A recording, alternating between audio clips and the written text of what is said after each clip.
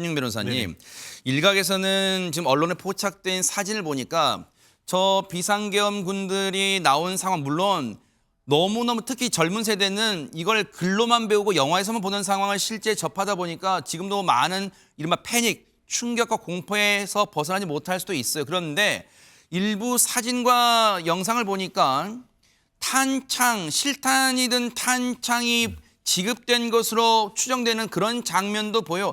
그래서 많은 분들이 정말 계엄군들이 실탄을 장착하고 있었을까? 지금 저 사진으로 추정돼요. 보세요.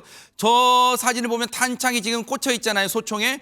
정말로 저게 실탄이 들어있을까? 지금 저 상황에서 우리가 우려가 되는 대목도 있습니다. 실제 실탄을 지급받고 나왔을까? 이런 생각도 해봅니다. 사실 차 교수님 말씀처럼 비상계엄이란 것은 병력으로 공안 질서를 유지하는 겁니다. 그렇기 때문에 경찰이 아니고 무장 병력이 가기 때문에 사실 원칙적으로 한다고 하면은 그 계엄군 한 사람 한 사람에게 소총과 거기에 해당하는 총탄을 지급했을 가능성이 현실적으로 높다라고 저는 예측을 합니다. 네. 다만 계엄군에게 그와 같은 일을 했는 건지, 한마디로 탄창은 지급했지만 네. 실탄을 이 소총에 장착했는지 그 부분은 다를 수가 있습니다만 어쨌든 법적으로 봤을 때는 네. 계엄법에 의해서 네. 그 절차에 따라서 이 그 계엄군이 지금 소집됐고 계엄 사령권이 있다고 한다고 하면은 경우에 따라서는 법원의 체포영장이나 없이 결국은 그 군법에 따라서 즉결 처분할 수 있는 그런 엄중한 상황이었죠.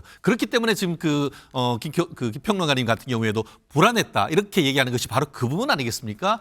다만 아직까지는 지금 그 언론에서 여러 가지 사진을 통해서 지금 실탄이 장착됐느냐 마느냐 이런 부분에 대한 논란이 있습니다만 네. 아마 이 부분에 있어서는 추후에 국정조사건 아니면은 그 여러 가지 수사를 하는 과정에건 이런 부분에 대해서도 사실관계를 확인하는 부분이 필요할 것이고 적어도 아직까지는 뭐 시각적으로 봤을 때 저도 뭐 군대를 갔다 왔습니다만 이 탄환으로 보이는 것은 있습니다만 그것이 총에까지 장착했는지 이런 여부에 대해서는 아직까지는 정확하게 밝혀지지는 않은 부분인 것 같습니다. 그러니까 이게 앞서도 말씀드렸지만 지금까지 10차례 정도의 비상계엄이 선포됐었고 그게 다 군부 독재 시절을 주로 됐었단 말이에요. 그런데 지금 민주정부 시절에 사상 초유의 비상계엄이 선포됐고 우리가 정말 영화에서는 예전 군부 시절을 다루던 영화에서나 볼 법한 장면을 이번 실시간으로 방송 영상이나 각 시민들이 올린 SNS 영상을 통해서 접한 국민들은 적지 않은 충격을 받았고 방금 보신 것처럼 계엄군들이 실탄을 장착한 모습도 여러 볼 수 있었어요. 네. 정말로 성숙한 시민, 우리 앞서 차 교수님 말씀하셨지만 성숙한 시민의식, 저 가운데서도 질서를 지킨 시민 덕분에 큰 충돌이 없었길 망정이지 정말 아찔한 상황도 빚어질 수 있었을 수 있습니다. 저는 시민들도 성숙했다고 보지만요. 네.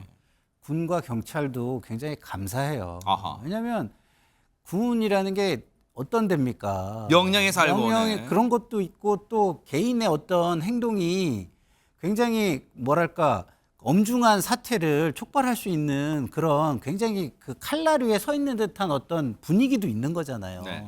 그래서 그런 속에서 예를 들어 가지고 뭔가 오판이라는 게 일어난다면, 작은 오판이라는 게 일어난다면 유혈 사태로 번질 수 있는 가능성은 곳곳에 있는 겁니다. 네. 근데 우리가 많은 영상을 통해서 확인했지만 동원된 군인들이 그런 의사를 조금이라도 표현하거나 네. 적극적으로 뭐 진압을 하려고 한다거나 하는 것들을 별로 발견하지 못했어요.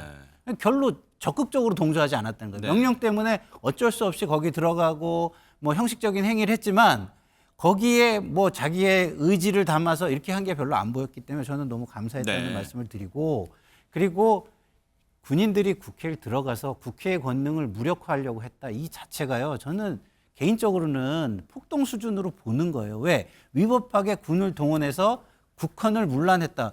이거는 폭동으로 저는 해석될 여지가 너무 다분하다. 저는 네. 개인적으로 그렇게 생각하는데 네. 모르겠습니다. 그렇게 생각하지 않는 법률가분도 많은 것 같아서 이거는 판결에 최준용 변호사님 뭐 저격하신 건 아니시죠? 네. 아니 그러니까 어쨌든 저는 그 수사나 이런 걸 통해서 네네. 저는 판결을 받아봐야 된다 이런 생각입니다. 차 교수님 얘기 나온 김에요.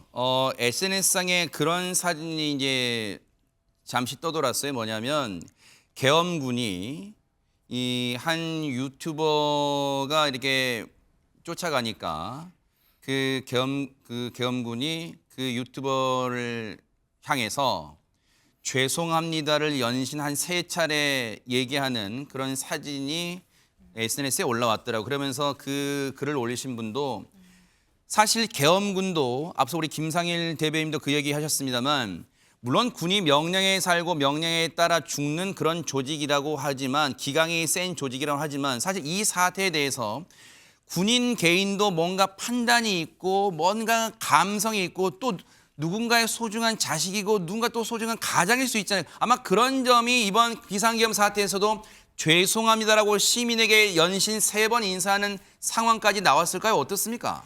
저는 이제 그 여러 가지 우리가 권위주의 정권과 쿠데타 그리고 이제 비상계엄을 여러 차례 겪으면서 네.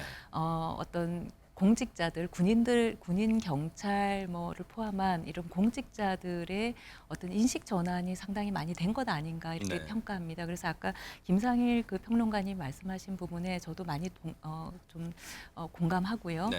그래서 어떤 예전에는 그 군의 어떤 명령이라고 하는 것을 절대 복종해야 되는 걸로 생각을 하고 공무직자들도 상관의 어떤 명령은 절대 복종해야 되는 걸로 생각했다면 지금은 그런 맹목적인 복종이 아니고 그리고 국가 권력이라는 것은 자체 목적인 걸로 옛날에 생각했다면 오늘날 우리 시민들과 마찬가지로 우리나라 공직자나 군인, 경찰 모두 다 자신들이 존재하는 이유는 국가 권력이 존재하는 이유는 수단이고 아하. 그 목적은 주권자인 국민의 인권을 보장하기 위한 것이다라고 하는 그러한 목표의식이 뚜렷한 거 아닌가 싶습니다. 그렇기 네. 때문에 계엄군들도 자신들이 이런 계엄군으로서 활동하는 이유는 결국 국민의 공공 안녕 질서를 지켜서 국민의 인권을 보장하기 위한 것이다라는 것을 분명히 인식하고 있기 때문에 네.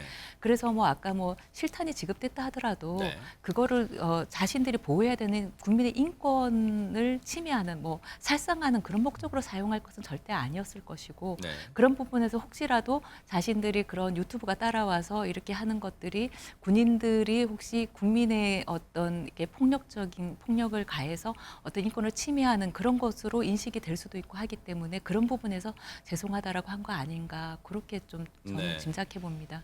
지금